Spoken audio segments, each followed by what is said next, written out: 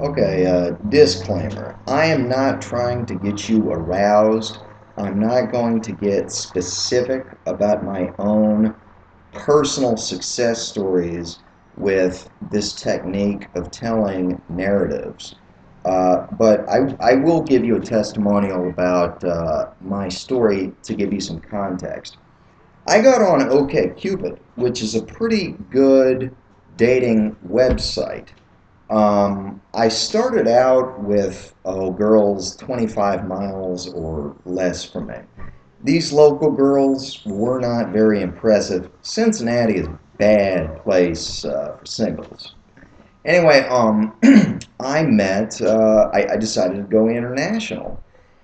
Anybody, anywhere in the world. And I had a very good success with one woman in an Eastern European country overseas. And she spoke exquisite English. We've talked about a lot of different things. I know her personality very well. And she's my kind of girl.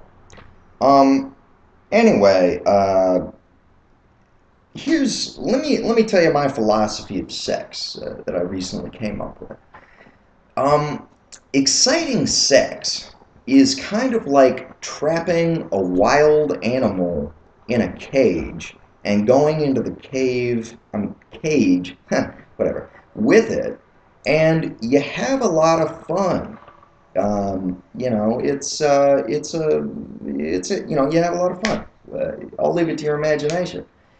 And the game is, okay, at the end, you let the animal back out into the cage.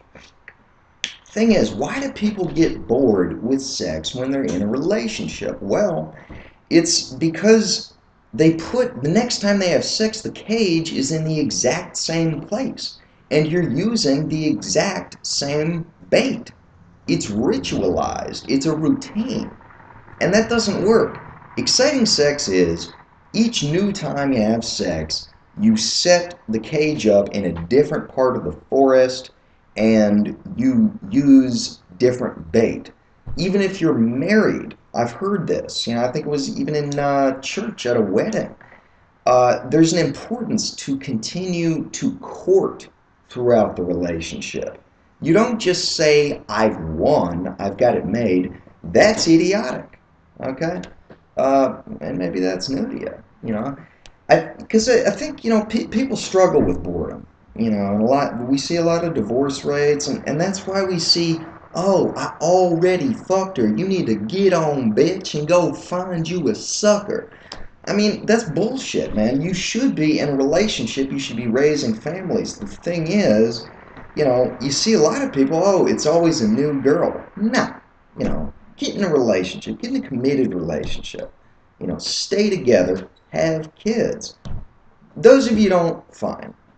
Maybe even I won't if the world gets really screwed up, if, politics just continues to get worse and worse. That's another story. Anyway, my girl is still overseas, and I'm totally committed to her, and I've never met her in the flesh. The thing is, we use live chat now.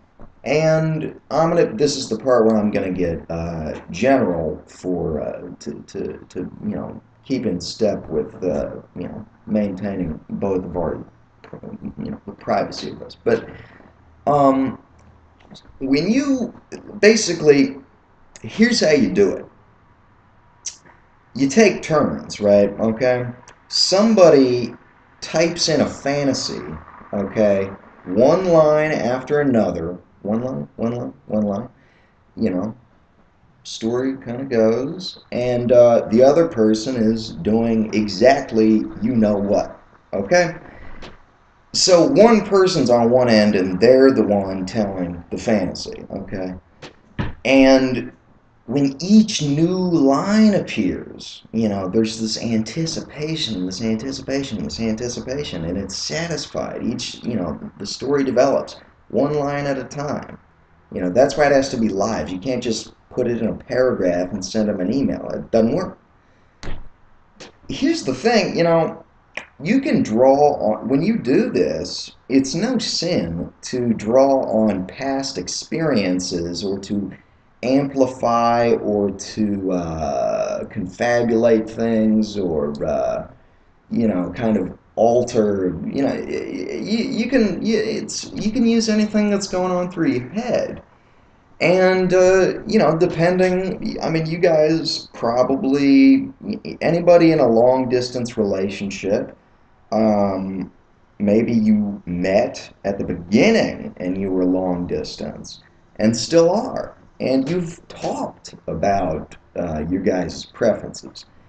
And, you keep in line with those things. You tell them what you like, and you can play into that, but you can also use your own personal storytelling ability. You can tell things that would only happen in the movies. You can break laws. You can, I mean, public, private, domestic. All just crazy stuff. Very colorful, almost like a cartoon. It's wonderful. It is the best.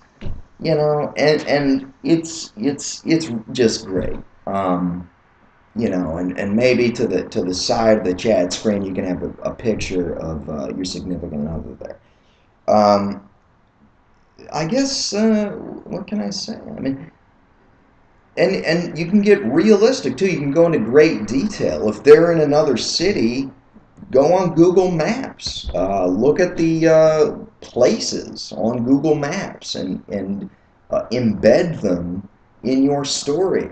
Draw on previous chats you have. Props, other life forms. Just food. Incorporate that. So it'll be this mixture of realism and just outlandish fantasy, or something in between. And here's the last part I'm going to say.